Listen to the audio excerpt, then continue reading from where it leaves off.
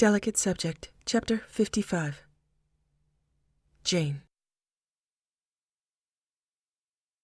She learned new joys quickly. One of the strongest was the lack of pain in her body, knowing for certain that Thane and Garrus were not in pain, feeling the warm flow of thoughts and pleasure pass over and through their skin and minds. She had no sense of time and realized over and over that time no longer mattered. Hunger or thirst or fatigue did not intrude. With the fear and terror gone, she was overwhelmingly curious about the choices they had all made, or Vrain had made for them.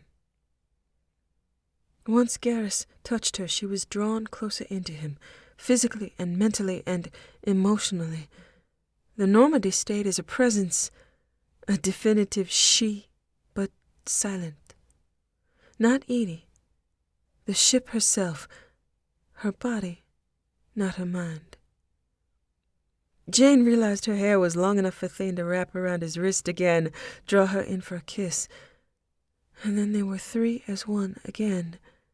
Unique presence and flow, thoughts and voices and bodies blended. Home. Garrus thought as he pressed his crest to them both. I still think I'm dead, and I still don't care. Karim, you have venom and reverie, and I can feel it through my plates.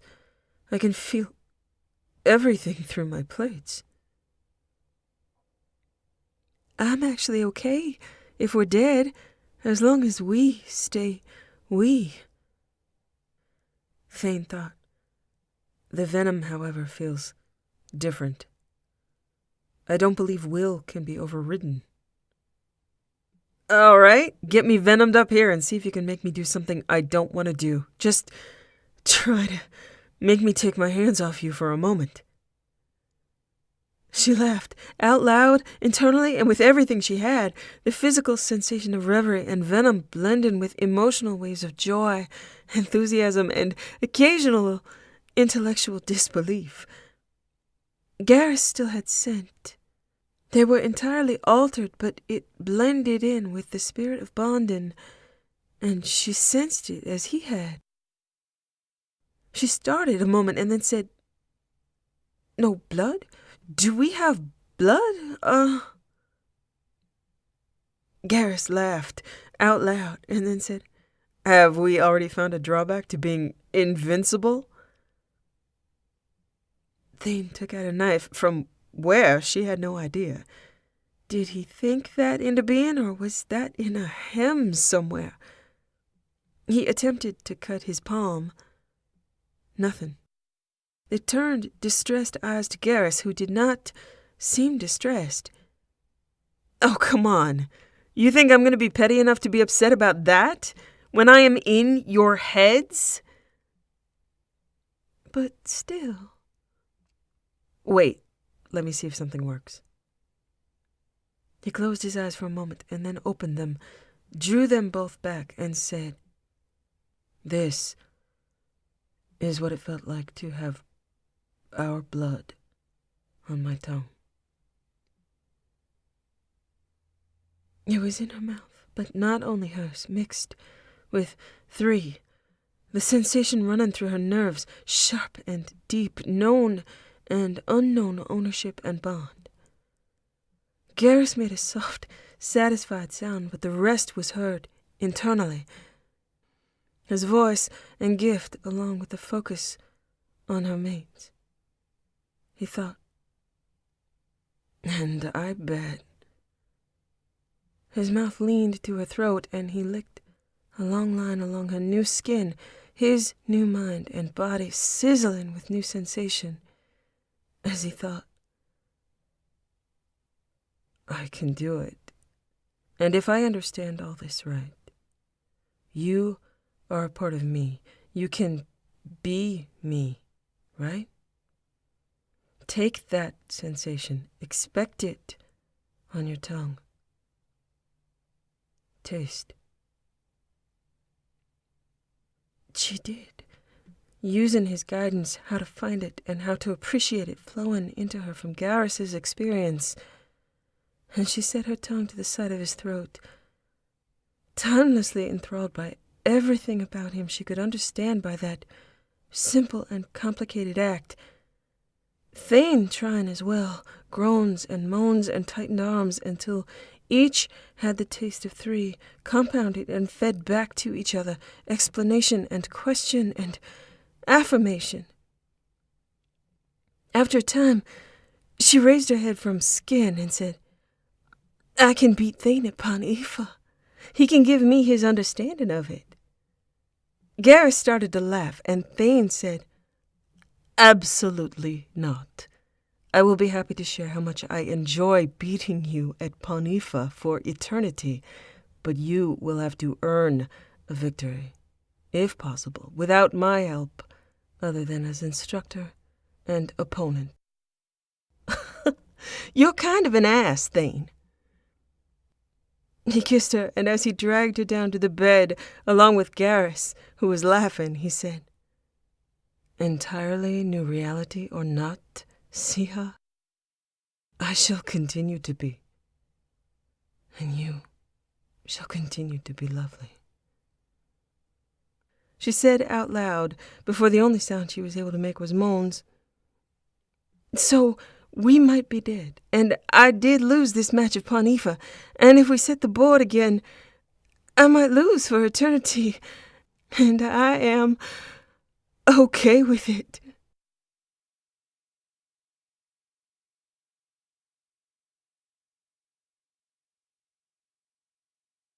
There were no real demands to time, but there was a flow to new necessities, new drives. She didn't realize until she looked into a mirror that her eyes were their original color, without the cybernetic distortion. They had tailored themselves for the experience of being together, only drawn out of that state by curiosity, requests, and alerts from the outside world, others longing to connect. Kolyat wished to see Thane, as did so many other Drow now learning his real name, his lifetime, his story, wanting to speak to him, to make a connection. So many Turians on the station wished to speak to Garrus, to form their network and thank or congratulate him. So many people wished to speak to Shepard, thankfully not confused with Vrayan, because anybody curious about the story could hear it from Vrayan herself. Their stories were some of the first told in the new eternity, the first connections made. She measured time by the deep inhale of inspiration garnered by the connection of the two men she loved most, inside the ship she adored, intimate and warm and idealized by the three. There was no sleep, but there was also no necessity to always be perfectly aware or conscious. With them immersed in the meditation of combined venom and reverie, sharing the experiences of touch and tongue and mind. It was where all three wished most to be, but they would travel out into the wider world, responding to an ever-growing network of people wishing to connect and reconnect. It was a different pleasure, where new stories, new ideas, and new people granted them the satisfaction of belonging with and to the new definition of being alive. That was the breath of their days, tangled together in appreciation of ideal intimacy, then out to embrace the new curiosity and wanton connection part of the cycle. Jeff and Edie remained on the Normandy in the same sort of cycle, Edie embracing everything she could about a physical platform with enthusiasm. Kasumi and Jennifer and Camille moved off the Normandy, but stayed close. Javik was a celebrity, moving off the ship as well, swamped by connection requests. Karen moved to the Citadel and immersed herself in spending time with David and Rennie, no longer medically required, but embracing all the new knowledge with joy. There was no cycle of night or day on the citadel, but they stuck to a night and day schedule of the Normandy out of habit, because that's what they had done for so long, an arbitrary way to divide up time. They spent nights with each other, and during the days found newly loved ones, and they were newly loved as they explored the citadel. Reminiscent of David describing how he broke himself down into processes and then reintegrated, she learned she never really needed to leave the Normandy's presence, could always be aware of her connection if she chose. It didn't distract or intrude, it was a presence. She and Thane and Garrus learned to be together always, mentally, even when separated. Everyone's new body was potentially indestructible, but there was still inequality of experience or wealth, and Jane addressed herself to that. On the citadel were prior ducked rats, underprivileged, those who had lived lives of servitude and slavery, never having had family, never having had possessions, crawling out of the tunnels and cells, having nowhere to go, nobody to talk to other than Vrain. Some people would have Vrain with them constantly, visible, speaking to her and to nobody else. Bringing people into connection and helping them find resources and homes, places to tell stories, listen to stories, places to remember, share, and learn. This Jane applied herself to getting done. Changes took place slowly. Complexes that grew food were manned by gardeners who turned the ground to ornamental growth, those wanting to learn the new ways of partially sentient and partially synthetic plant life. Places that raised animals for slaughter were repurposed, animals set free, some attaching themselves to whatever other sentient creature they were curious about. New family. There was no industry revolving around food or drink any longer, so much of the space of the citadel that had been dedicated to maintenance of life, that was no longer necessary, was redesigned and rebuilt by David and keepers. David was now a representation also of the hive mind of the keepers, who retained a devotion to the citadel for her beauty and rededicated themselves to her development. Jane could remember that she liked chocolate, but she did not want it now. There were those that had been traumatized by war, now healed and whole physically, but far from home. Garrus helped to provide for them. He was confident that, as promised, they would discover new things, rebuild, find ways home. He was solace and sustaining hope for many. Thane was an artistic mentor for those who wished to customize their spaces on the citadel, from maintenance spaces to contemplation and gathering oases. There were those that had never loved, who, as Thane had echoed in his laughing assessment, were no longer themselves. The values they held, the purpose they held previously, now erased. The actions they had taken, now potentially known by all if they sought connection and communion. Guilt remained as another potential pain and potential separation from the whole. Many people remained with the memories of those they had lost, survivors' guilt striking them.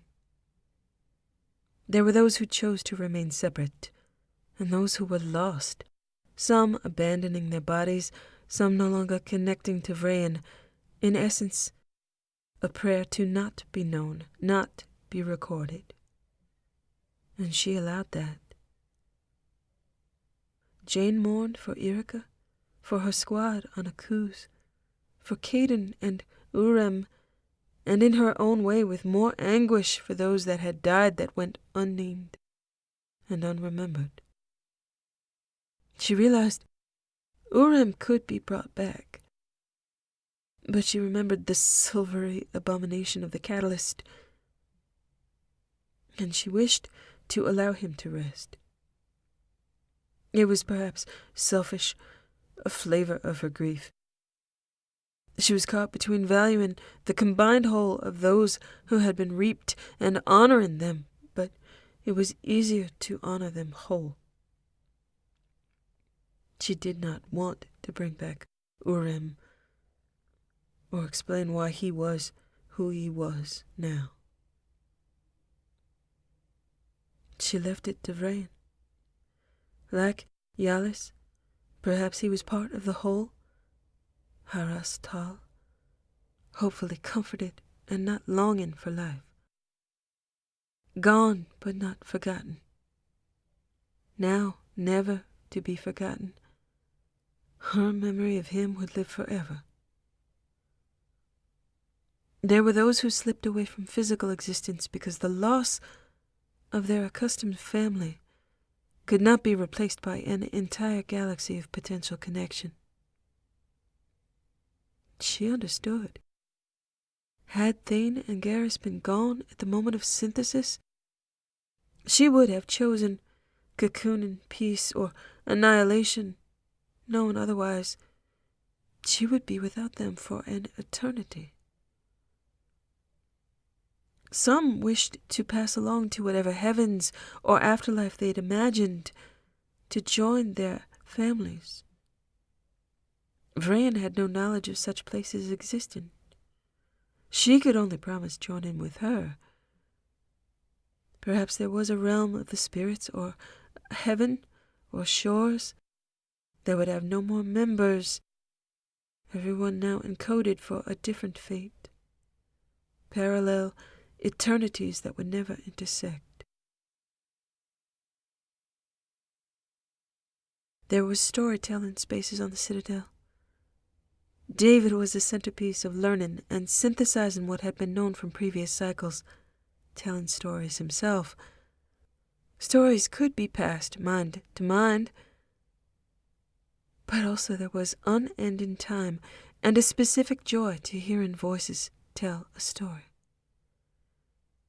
There were large pavilions lit with new light sources, rapt attention and art to commemorate the lost, to stand for new hopes. Koyat, reconnecting with people on the Citadel, resulted in him revealing he'd been in love with a young Drell man for a long while, realizing after synthesis that it was possible, that he was loved in return. He and Nirzan moved onto the Normandy to be close to Thane. The Normandy herself was a pilgrimage site to many, and there were floods of visitors, requests to link, and their worlds expanded daily, branching out geometrically, new people and new ideas, and new points from which to view. Reapers, yes, Reapers, rebuilt the Mass Effect relays. Then they went off to do their own things. Whatever Reapers did. Vrain knew all about it, but Jane really just accepted it as true. She really did not want to dive into that end of the pool. Morden and Miranda were some of the first of the travelers to the Citadel, immersing themselves in research and communion, adding their genius to the whole. Fuel efficiency was greatly conserved, but travel would still be expensive in resources. The Normandy was a luxury. All maintenance and cargo spaces were converted to quarters. David had been able to manufacture smaller craft that were able to travel once the relays opened. Being essentially propulsion with no need for life support, these became ultimately readily available to everyone. When the relay to Palaven opened, the Normandy took as many Turians as wished to go, traveled in a convoy with other ships wishing to head there. Garrus looked like a grizzled veteran as he embraced his now younger parents. Solana had a new bondmate. They spent long months at the repaired Vakarian Madlis in Cipertine, reconnecting with Garrus's family in some of his favorite places. Garrus's mother insisted, and the family in the Madlis had a bonding ceremony for those who had been apart from family during the war. Solana and Garrus foremost in her heart. Solana's new bondmate danced beside Garrus, Thane, and Jane, as well as other couples, to the combined obnoxious clapping and wolf whistling of the crew of the Normandy in attendance, whether in body or in mind. They stayed on Palaven, claiming a home there until the relay to Tuchanka opened. The Krogan couples had all made their way back to their home planet, and they were able to see Rex and Grunt and an absolutely ridiculous number of new Krogan life, tiny and in contrast to nearly every last one of their elders other than Grunt, joyous. Thane and Garrus taught them to dance. Grunt taught them to ask her to arm wrestle. The relay to Rannoch opened. They traveled to Rannoch, met Tally and Calriga and Legion, their new home built by the illuminated river. They did not farm, but Tally was interested in restoring the flora of Rannoch, and they had all taken up that mission, traveling for samples and restoring them to the surrounding landscape. This involved some negotiation, as not all plants were adventurous or wished to travel, but Tally found some. Tally's daughter, Rebas, was providing them a tutorial of what new consciousness would be, altering her appearance and mindset daily, talking to the plants, talking to Legion, and avoiding speech in general for direct connection, a mute wellspring of smiles and joy. Tally was thrilled with motherhood and her strange new daughter who spent weeks at a time lying still and trying to be a rock. Rebas did speak when the conversation turned to her, when Tally asked her to explain.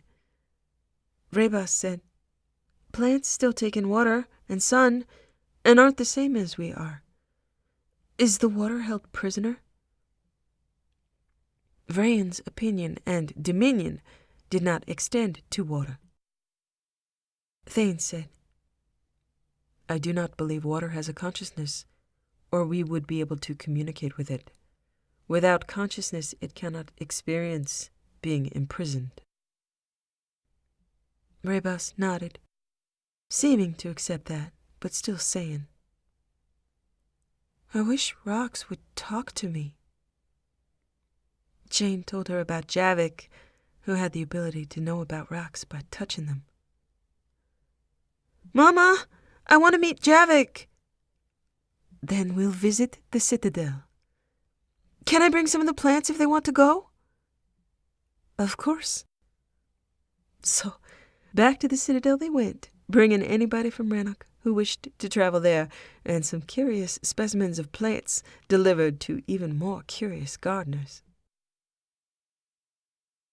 Rebas was fascinated by Javik's explanation of the nature of things, and was able to absorb quite a bit of Prothean ability and philosophy.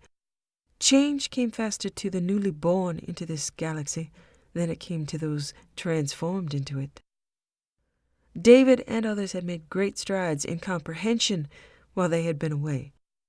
Those on the Citadel had found multiple paths to self-customization, the same sort that Rebas had found on her own, occasionally looking rockish or Protheanish or bright bioluminescent blue like the river. She couldn't really explain how she did it. She just said she thought it. David was better able to explain. Now it wasn't unusual to see people change their appearance to look like Vrain in different iterations, purple, gold, black.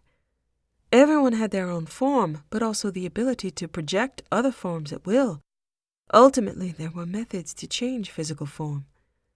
Many people had been deeply transformed by synthesis, and in comparison it seemed that Garrus, Thane, and Jane had changed very little except to blend together better.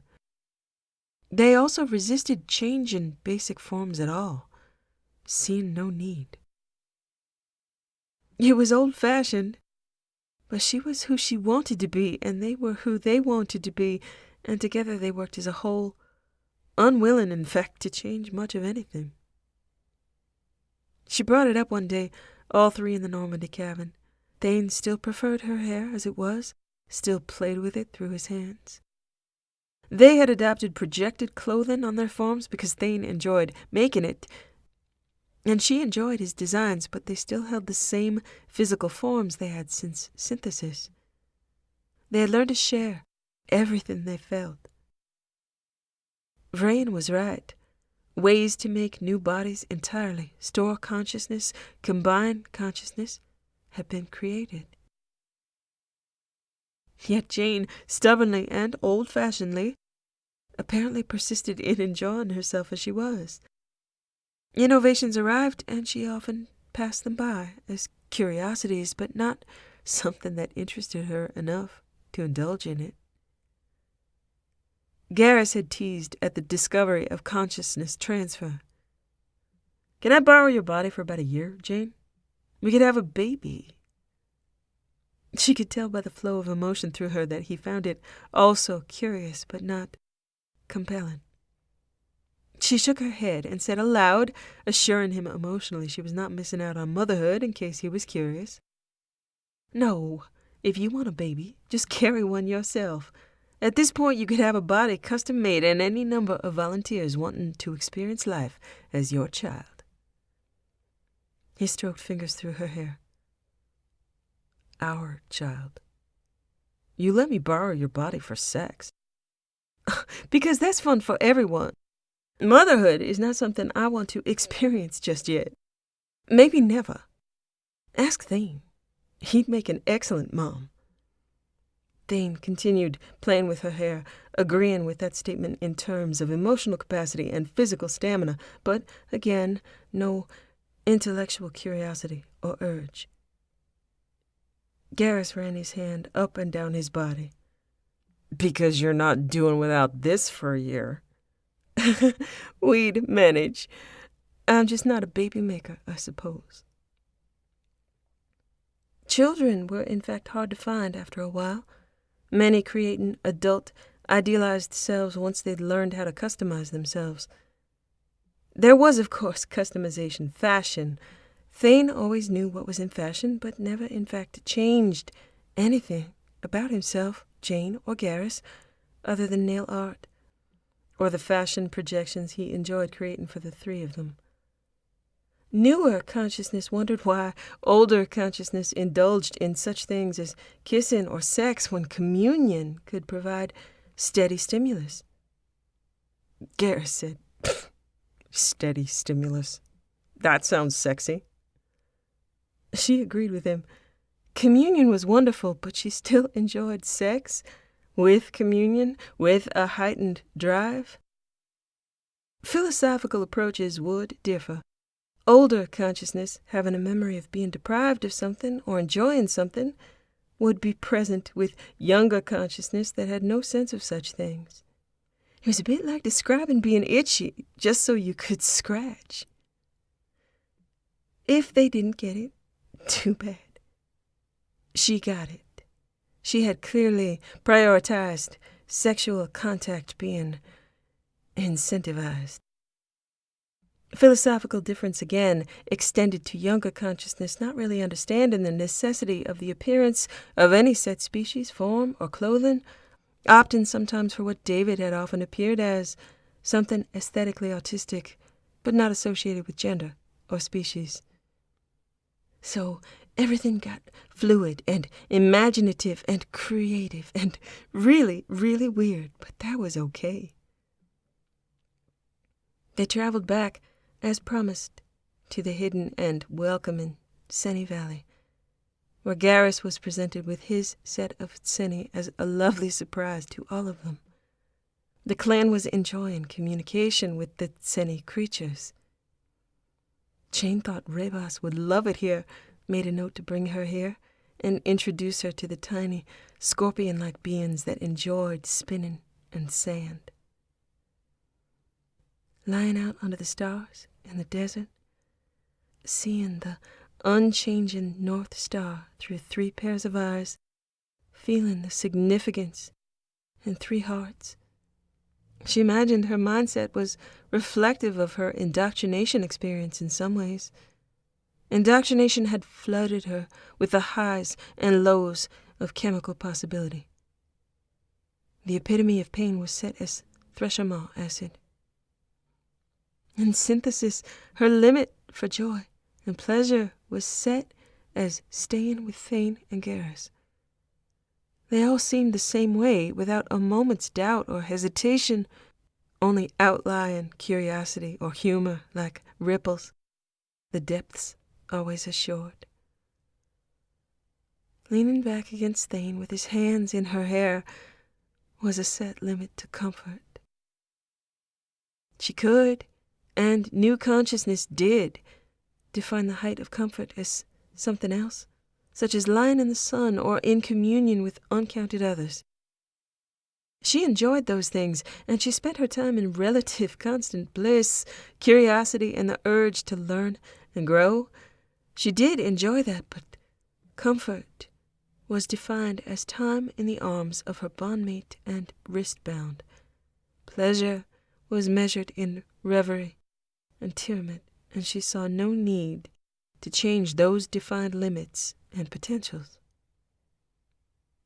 She asked out loud, "You think in several millennia we're going to be the only 3 people left with the physical bodies we started out with, still using a ship while everyone else instantly transports their consciousness to whatever platform, wherever they want to go?"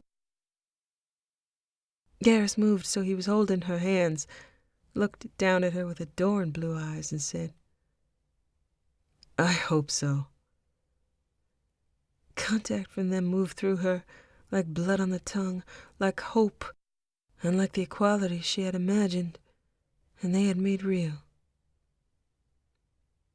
Thane reached out a hand to grasp theirs, 3 hands together with the light permanently glowing, never to go out. Let the rest of life and living pass us by. Let them all go on their path as I stay on mine. Eternity in this form is beyond all dreams I had while I was living. If others have greater ambitions, let them play their part. There is nothing greater than my hand in yours. So you guys want to stay, huh?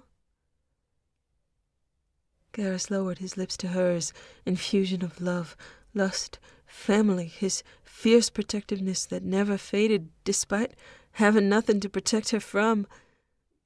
Although in this case it was to protect her only from her own idle curiosity. Just try to stop us, Karim.